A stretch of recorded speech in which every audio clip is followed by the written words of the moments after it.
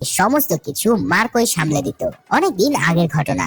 একবার জর্জকে জনি নামের এক গ্যাংস্টার ফোন করে বলে যে সে তার ভাইকে কিডন্যাপ করে নিয়েছে, যার বদলে লোকটা মুক্তিপণ হিসেবে 4 কেজি গোল্ডের বিস্কুট দাবি করে। এখন কল পাওয়ার পর জর্জ ভেবেছিল যে লোকগুলো হয়তো ভিক্টরকে ধরে নিয়ে গেছে, কিন্তু দেখা যায় ভিক্টর তখন তাদের বাড়ির উঠানে দিব্যি বসে আছে।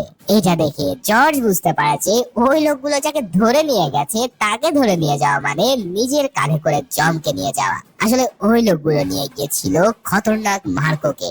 তারা মার্কোকে ধরে একটা হিংস্র কুকুরের খাঁচায় বন্দি করে রাখে, কিন্তু মার্কো একাই 2টো কুকুরকে ধরে তাদের চল লিটারেলি ছিন্ন ভিন্ন করে দেয়। ভাইরে ভাই, এই লোক যে ভয়ানক লেভেলের হিংস্র তা তো তোমরা মুখের এক্সপ্রেশন দেখেই ভালোভাবে টের পাচ্ছ। এই কুকুরগুলোকে মারার পর এক লাথিতেই সে খাঁচাটা ভেঙে বেরিয়ে আসে।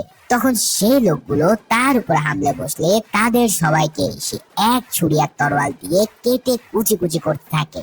এখানে মার্কোর যে ফাইটিং স্কিল আর হিংস্রতা তোমরা দেখতে পাচ্ছ তা দেখে বোঝা যাচ্ছে যে মার্কো কত বড় একজন গ্যাংস্টার। তবে যতই খতরনাক হোক না কেন, ভিক্টরের সাথে মার্কো ছিল দুনিয়ার সবচেয়ে কোমল মানুষ।